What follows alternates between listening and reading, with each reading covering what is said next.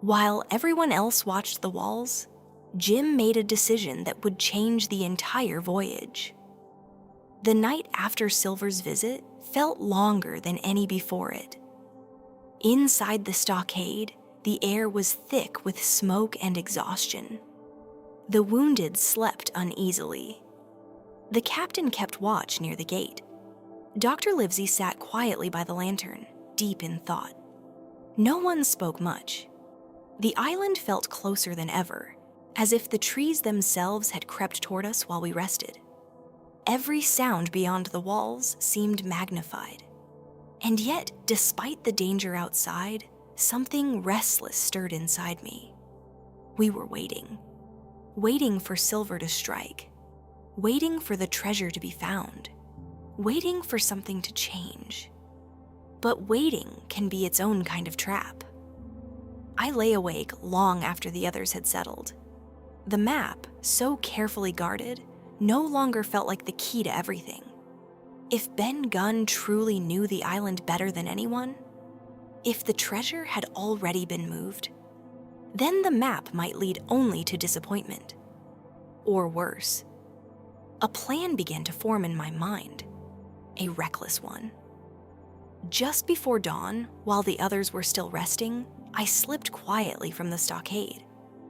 I took a small pistol, a bit of food, and nothing more. I did not wake the captain. I did not tell Dr. Livesey. I knew they would try to stop me. The jungle greeted me with cool, damp air. The path toward the shore was faint but familiar now. I moved quickly, keeping low, listening for any sign of Silver's men. The beach appeared ahead, pale in the early light. And there, tied loosely among the reeds, was one of the small boats. The coracle. It had been left half hidden after our last landing. A fragile thing, more basket than boat, but enough to carry one person if handled carefully. I had seen Ben Gunn use such a craft. Light, quiet, easy to move without notice. An idea struck me with sudden clarity. If I could reach the Hispaniola unnoticed, if I could cut her free from anchor or change her position, I might weaken Silver's advantage. Without the ship, his men would be stranded. It was a dangerous thought, but danger had become familiar. I pushed the coracle into the water and climbed inside. It rocked gently, barely making a sound. With careful strokes, I guided it away from shore. The sea was calm. The sky slowly brightened. Behind me, the island faded into mist. Ahead, the Hispaniola floated quietly at anchor. No guards visible on deck. No movement. Silver and most of his men were still inland. The distance felt enormous in such a small craft. Every ripple threatened to turn me sideways. Every shift of weight had to be controlled. At last, I reached the shadow of the ship. The hull rose above me like a dark wall.